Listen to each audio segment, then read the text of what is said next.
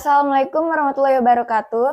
Halo semuanya, perkenalkan nama saya Widya Astuti dengan NIM 0507055351, Program Studi Ilmu Administrasi Negara, Universitas Terbuka. Pada kesempatan kali ini, saya ingin mengajak teman-teman semua untuk membahas satu topik penting, yaitu bagaimana dampak efisiensi anggaran terhadap sektor pendidikan di Indonesia. Topik ini menjadi perhatian karena efisiensi anggaran yang sebenarnya bertujuan baik, yaitu untuk menghemat dan menata pengeluaran negara, ternyata juga bisa menimbulkan tantangan baru, khususnya bagi dunia pendidikan.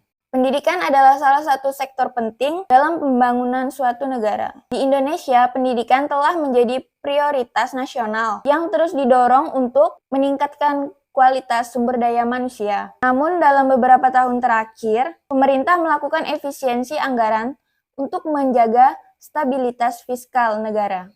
Efisiensi anggaran dilakukan dengan tujuan agar pengeluaran negara menjadi lebih hemat, efektif, dan tepat sasaran. Tapi pertanyaannya adalah, bagaimana dampak terhadap sektor pendidikan? Apakah efisiensi tersebut benar-benar membantu atau justru menimbulkan tantangan baru? Mari kita mulai dari sisi positifnya, yaitu yang pertama, penggunaan dana yang lebih fokus dan tepat sasaran, terutama untuk program prioritas seperti pendidikan dasar dan menengah.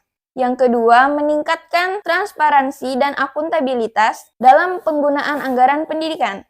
Yang ketiga, mendorong inovasi, misalnya melalui digitalisasi pembelajaran yang hemat biaya, namun tetap berkualitas. Dengan kata lain, efisiensi dapat mendorong perbaikan tata kelola anggaran di sektor pendidikan, asalkan dilakukan dengan perencanaan yang baik. Namun di sisi lain, efisiensi anggaran juga menimbulkan beberapa tantangan, terutama jika dilakukan secara drastis atau tanpa perhitungan yang matang. Yang pertama, pengurangan dana operasional sekolah, yang bisa menyebabkan minimnya fasilitas belajar. Yang kedua, tertundanya pembangunan infrastruktur pendidikan, terutama di daerah 3T, tertinggal, terdepan, dan terluar. Yang ketiga, berkurangnya program pelatihan guru yang berdampak pada kualitas pengajaran. Dan yang keempat, keterbatasan akses pendidikan, khususnya bagi siswa di daerah miskin dan terpencil.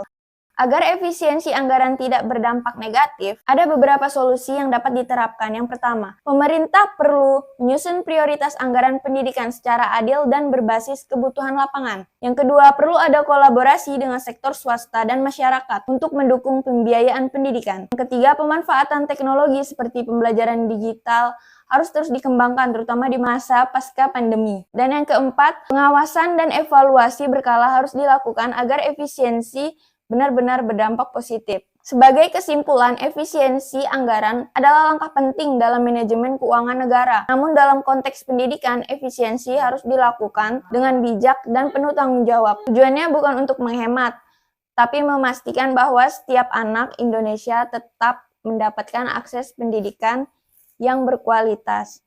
Demikian laporan lisan ini saya sampaikan. Wassalamualaikum warahmatullahi wabarakatuh.